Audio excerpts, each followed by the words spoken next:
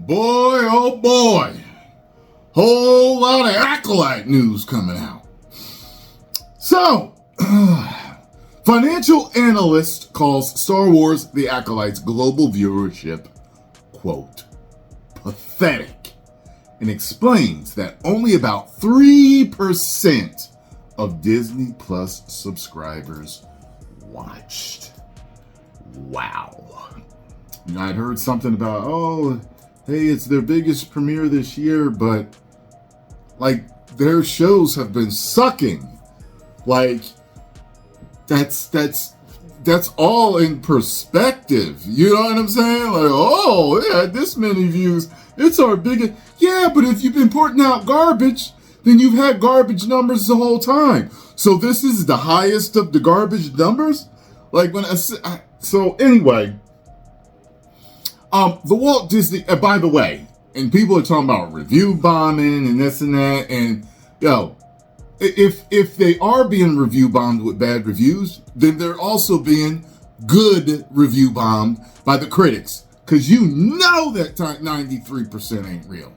You know it's not. You know it's not real. As a matter of fact, Rotten Tomatoes, I want to see right now what their score is, because when I looked the other night, it was like 28%. I was like, no, I don't want to see a trailer. The Acolyte first reviews. The Acolyte 26%. Now it's lower. It's 26%. Make sure I screen capture that. So, the Walt Disney Company and Lucasfilm attempted to use access media outlet Variety to put a positive spin on initial viewership for Leslie Headland's Star Wars The Acolyte. However, financial analyst Valiant Renegade calls the numbers pathetic and explains that only about 3% of Disney Plus subscribers tuned into the show. Variant's Salome Hailu wrote Variety's Salome Hailu wrote a headline that blared The Acolyte reached 4.8 million views in one day, biggest Disney Plus launch of 2024. In the article, Hailu reiterated The Acolyte, Disney Plus's newest Star Wars series, reached 4.8 million views in its first day of availability. This marks the streamer's biggest series premiere of 2024, according to Disney. She added, an exact first-day viewership total isn't available for Ahsoka, the most recent Star Wars series, though Disney did report that it took 5 days to reach 14 million views. That comes out to an average of 2.8 million views, 2.8 million viewers per day, 2 million below the launch of The Acolyte. Note, a view is calculated by dividing the number of hours each title is watched by its runtime. There's no way this beat out Ahsoka. There's no way its review, this 93%, it's like people are saying it's higher than like the first couple of seasons of The Mandalorian. No way. No way. No way. There's no way. Financial analyst Valiant Renegades reacted to this information and described it as pathetic and claimed that Disney is trying to pull a fast one. He explained, first of all, views themselves. Remember, there were 2 episodes, so we're talking about a total runtime between what just the first episode or both episodes, we don't know. They didn't stipulate and came up with a viewership total. He continued, the other part of the issue is that 4.8 million views does not stipulate from where or from what market that was derived. And when it comes to Disney Plus, if we go by what they've said in the past, when they report Disney Plus numbers for the things like The Acolyte or for things like Ahsoka, they're talking about global views. They're taking they're talking about Disney Plus with its nearly 150 million subscribers reach around the globe. That means that basically less than 3% of all Disney Plus subscribers tuned in Tuesday night to watch The Acolyte. That rhymes ain't to play the game. Bars, I got that from Tyrone Magnus. That's all quoted right there, swear to God.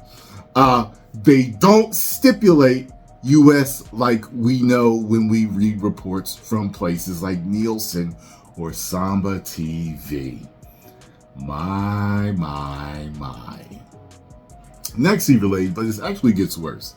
Let's read the first sentence again.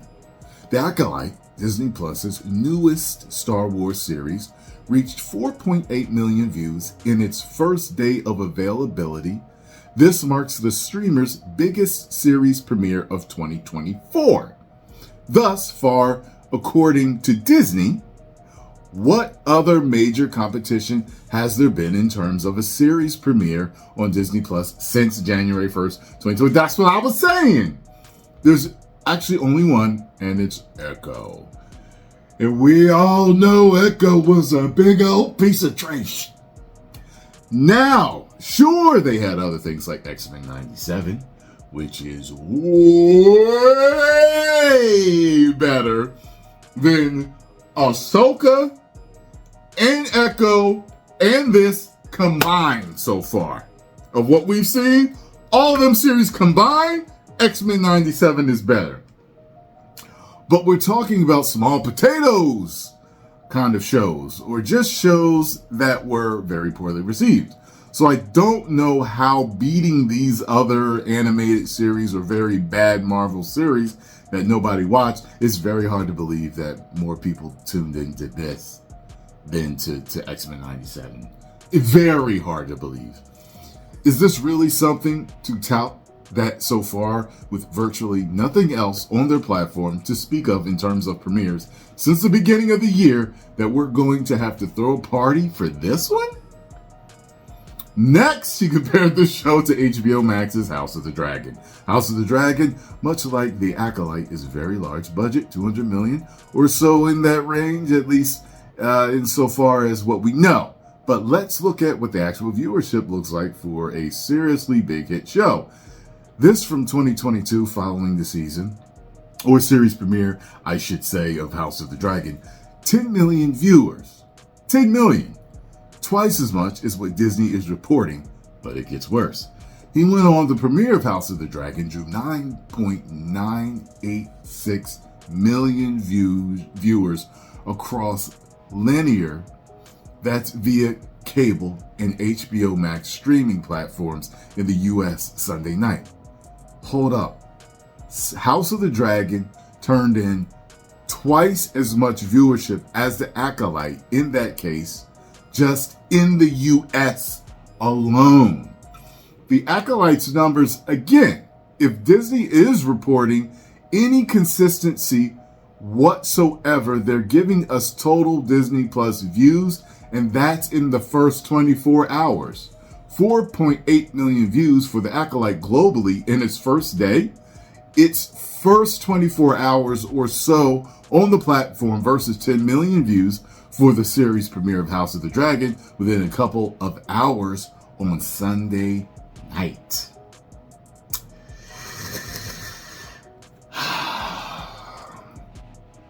There's no need to even keep going here. And this article goes on and on and on and on.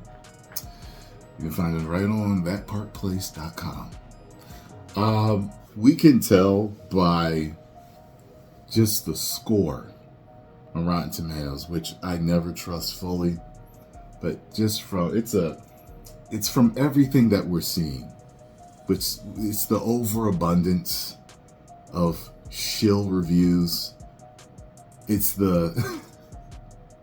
it's all the videos that I've seen, and I've been watching a lot of different people talk about this. It shows horrible.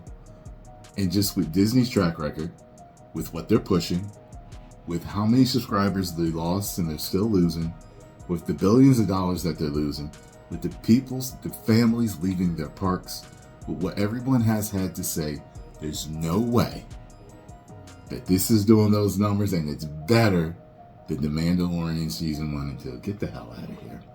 Post comments down below. Let me know what you all think. If you enjoyed my thoughts, hit the like button, subscribe, and share.